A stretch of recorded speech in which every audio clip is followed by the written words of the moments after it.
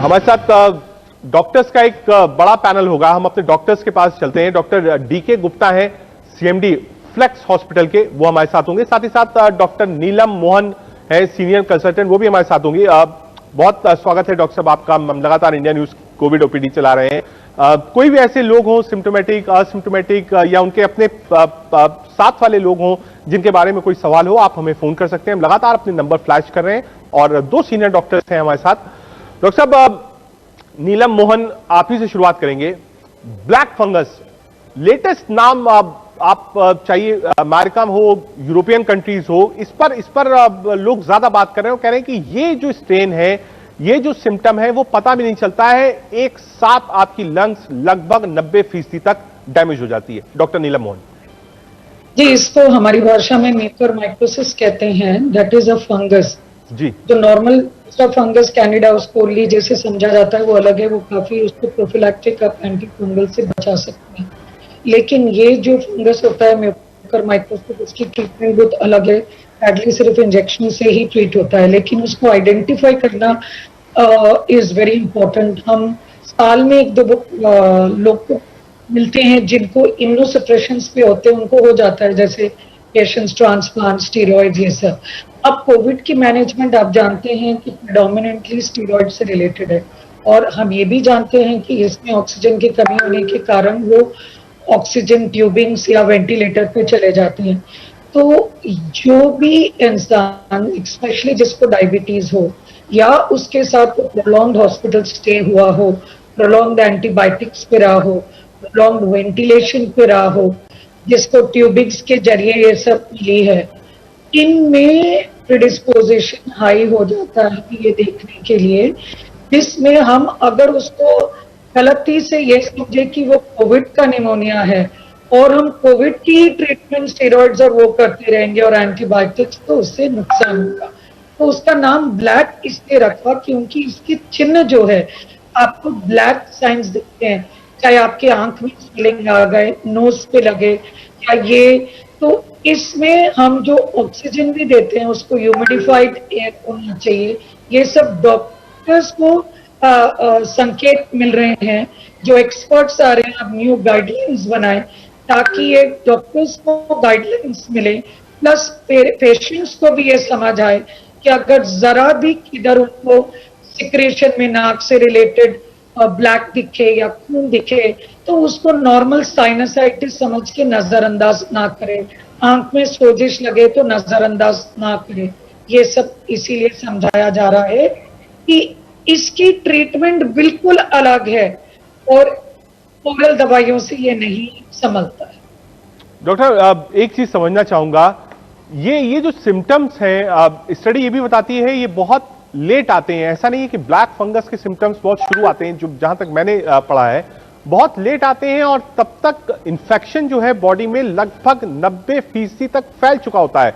उसके बाद चांसेस बहुत कम होते हैं, क्योंकि जो इस तरीके के सीवियर पेशेंट आ रहे हैं उनको कुछ पता नहीं होता है, उनके ऑक्सीजन लेवल बिल्कुल मेंटेन होते हैं, वो अपना काम करते रहते हैं, दौड़ते हैं, सब कुछ करते हैं, लेकिन ये इन्फेक्शन उनकी बॉडी में है, इसका जरा भी इल्म उनको नहीं होता है। डॉक्टर नीलम, राइट, इसीलिए ये गाइडलाइंस जो दी जा रही हैं सारे हाई रिस्क पेशेंट्स को दी जा रही हैं।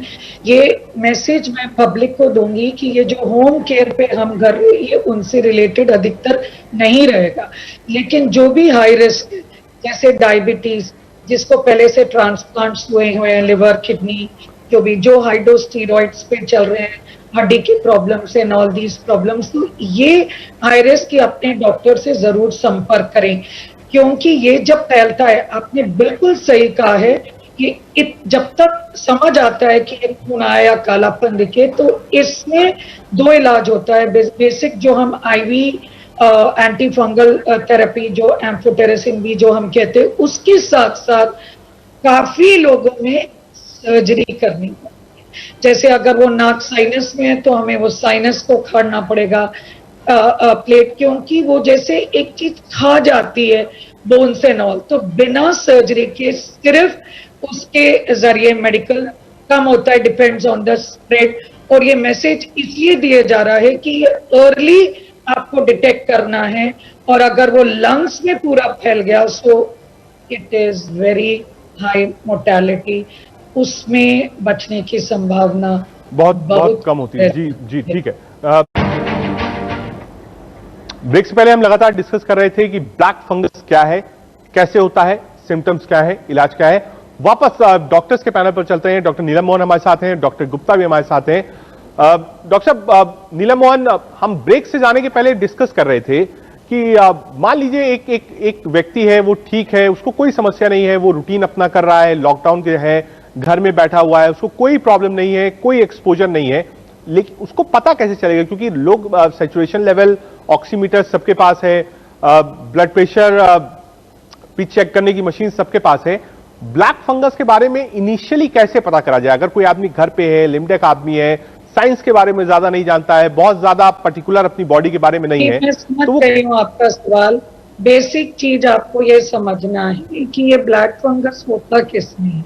पहली बात, इन्हीं 5 प्रीडिस्पोजिंग कंडीशन में होता है जिनको अनकंट्रोल्ड डायबिटीज है, जो आईसीयू में बहुत लंबा हॉस्पिटल में रह चुके हो, जिनको वेंटिलेशन मिल चुका है, जो already immunosuppression, transplants, malignancies, cancers, transplant patient in पे है। तो ये उन्हीं पे होगा नंबर 1 जो ये रहे। ऐसे नहीं कि जिसको होम केयर ट्रीटमेंट हुआ है उसको हुआ। और जो मैंने कहा कि जिसको प्रोलॉन्ग्ड स्टीरॉइड्स मिले हों, आपने देखा है कि कभी कभी, तो इसीलिए मैं डूज एंड डोंट्स आपको समझाऊंगी इसके बाद। नंबर 1।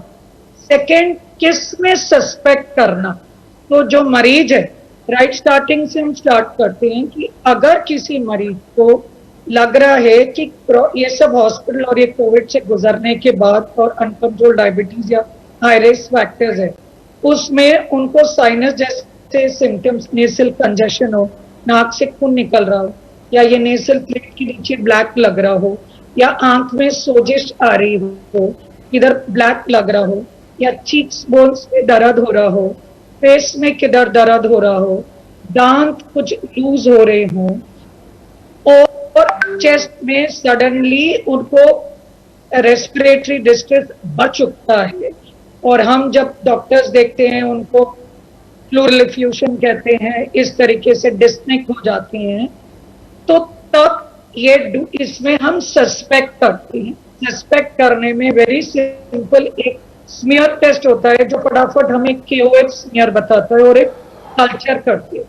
और अगर कोई गल जाए, इसमें मैं खांसी में अगर आपकी बलगम में खून आ रहा हो, नाक से खून आ रहा हो, या काले छींटे दिख रहे हैं, तो इसमें आप अपने आप को इग्नोर ना करें, डॉक्टर से संपर्क करें, KOH स्मीयर करके और ट्रीटमेंट देंगे। इसकी ट्रीटमेंट जो मेडिसिन इंजेक्शंस लगते हैं, तो वो 4 से 6 हफ्ते लगते हैं। और अगर कोई भी पार्ट में नेक्रोसिस, जो गल जाना, कालापन आना, या पैलेट पे या ब्रिज पे, तो उसे हमें काटना ही होगा, वो नेक्रोटिक पार्ट को। तो ये आपके मैनेजमेंट का डूज में मैंने आपको समझा दिया कि आप सस्पेक्ट करें अगर हाई रिस्क है, ये सब करेक्ट करें। डोंट्स में हम ये कहते हैं कि जो पानी ऑक्सीजन में हम यूज करते हैं, humidifiers, oxygen cylinder, clean sterile water, ऐसे गंदा पानी नहीं, क्लीन स्टेराइल वाटर 1। सेकेंड, जो स्टीरॉइड्स डोज यूज कर रहे हैं, आपको मालूम होना चाहिए कब, कितना, और ड्यूरेशन कितनी देर, डोज कितनी देर। अगर बेतहा आप स्टीरॉइड्स पे किसी को रखे जो, तो वो भी गलत है। तो आपको इस टाइम पे एक्सपर्ट से तब सलाह कर लेनी चाहिए। और बेतहा एंटीबायोटिक्स के बहुत इंपॉर्टेंट मैसेज है। आजकल सब फार्मासिस्ट जा रहे हैं, अभी तक हमारे पास कोई प्रूफ नहीं है कि ये आइवरमेक्टिन, डॉक्सीसाइक्लिन, इजिथ्रोमाइसिन, ये सब जो लोग पहले हफ्ते खा रहे हैं, ये ओवर यूज ऑफ एंटीबायोटिक से भी ये वाला काला फंगस ग्रो करेगा। So please, message is dos and don'ts जो मैंने समझाए, इसका फॉलो। ठीक है। प्रिलिमिनरी आप इन्वेस्टिगेशन इसकी क्या होती है? सॉरी, प्रिलिमिनरी पहली शुरुआती जांच इसकी क्या होनी चाहिए डॉक्टर साहब आपके हिसाब से? अगर किसी को सिम्टम मिलता है जो आप लोगों ने बताया है, तो सबसे पहली इन्वेस्टिगेशन कहां से शुरू होनी चाहिए? करते हम माइक्रोस्कोपी, KOH स्मीयर कहते हैं इसको, और कल्चर। लेकिन KOH स्मीयर में और ये क्लिनिकल कंडीशन में अगर हमें ब्लैक दिख रहा है या ब्लड जो मैंने बताया या ब्लैक कलर दिख रहा है, तो फिर हम वेट नहीं करते रिपोर्ट्स की कल्चर की, बिकॉज कल्चर टाइम लेता है, तब हम तुरंत ट्रीटमेंट स्टार्ट करते हैं। अदरवाइज KOH स्मीयर का रिपोर्ट फटाफट आ जाती है, जो एक स्लाइड में डाल के हमें फंगस दिख जाता है। ठीक है, मतलब एंडोस्कोपी आपने कहा सबसे अगर पहले अगर किसी को लगता है तो सबसे पहले उसको एंडोस्कोपी कराना चाहिए अपनी डॉक्टर से सलाह लेकर। नहीं, एंडोस्कोपी या सिक्रीशंस की जिस तरीके से जो बलगम है या नाक में, वो ये इतना ज्यादा, मतलब आप इसको सोचें कि ये सिर्फ जो हमने 5 बताए हैं उसी कंडीशन में अनकंट्रोल्ड डायबिटीज, जो जिसको स्टीरॉइड ज्यादा मिल चुके हो, ICU स्टे पे रखे हो, जो ट्रांसप्लांट्स, मैलिग्नेंसीज, HIV, स्टीरॉइड, ऐसे मरीजों को ही हम सस्पेक्ट करते हैं, जिनमें किधर भी अगर आपको ब्लैक कलर लगा, उल्ली जैसे ब्रेड पे आ जाती है अगर याद हो, तो अगर आपको आंख पे सोरिस, यहाँ पे दर्द, नाक का डिस्चार्ज, खून आ रहा हो, गले से थूक में खून आ रहा हो, तब हम ये स्मीयर और उसका टेस्ट करते हैं और उसमें इलाज करते हैं। क्योंकि ये हॉस्पिटल बेस्ड अधिकतर होता है, तो ये हॉस्पिटल्स के लिए हम डॉक्टर्स को चेतावनी दे रहे हैं, और जो पेशेंट हॉस्पिटल में लंबा रह के जा चुके हैं, उनको लगता है कि सब कुछ ठीक हो गया, हम उनको बता रहे हैं, और हम उन डायबिटीज को बता रहे हैं कि कृपया करके अपनी डायबिटीज कंट्रोल में लाएं, क्योंकि अगर आपकी डायबिटीज कंट्रोल में रहेगी, अधिक बीमारियां नहीं होएगी। तो ये भी एक मैसेज देना चाह रही हूँ। और आपको एक हैप्पी हाइपोक्सिया का मतलब समझाना चाह रही थी कि एक स्टडी थी जिसमें ऑलमोस्ट 1100 लोग में से डॉक्टर ने देखा कि जो लोग हैप्पी, मतलब अगर मैं आपका हाइपोक्सिया का मतलब सांस घुटना, अगर मैं ऑक्सीजन आपको कम दूं, उसको आपको सांस नहीं आएगी, उसे हम हाइपोक्सिया अंग्रेजी में, मतलब मेरी ऑक्सीजन कम होगी। जब ऑक्सीजन, तो इसमें देखा गया है कि कोविड वाले मरीज में कि डिस्पाइट आपकी CT स्कैन 86% में खराब था, वो 1099 पेशेंट में 41% को ऑक्सीजन भी दी जा रही थी, सिर्फ 18% ने बोला कि मुझे सांस लेने की तकलीफ है। तो हम ये वर्ड हैप्पी हाइपोक्सिया बोल रहे हैं कि उनकी ऑक्सीजन लेने की, उनकी ऑक्सीजन लेवल कम हो जाता है, लेकिन उनको लगता है मेरा तो कोई ऐसे, मेरे को तो सांस लेने में तकलीफ नहीं हुई। तो जब वो इसीलिए हैप्पी हाइपोक्सिया कम हो जाता है। अच्छा, इसीलिए डॉक्टर इसका नाम हैप्पी हाइपोक्सिया रखा गया है। फिलहाल के लिए डॉक्टर नीलम मोहन आप मिली, ब्लैक फंगस, हैप्पी हाइपोक्सिया, क्या करना है क्या नहीं करना है, इन सब चीजों के बारे में आपने बताया। आपका बहुत बहुत शुक्रिया। इंडिया न्यूज की कोविड OPD थी, 2 बड़े डॉक्टर्स थे देश के जिन्होंने बताया ब्लैक फंगस और हैप्पी हाइपोक्सिया के बारे में, और विस्तृत जानकारी दी कि क्या क्या सिम्टम्स हो, क्या जांच हो और ट्रीटमेंट क्या हो। आगे बढ़ते हैं। कोरोना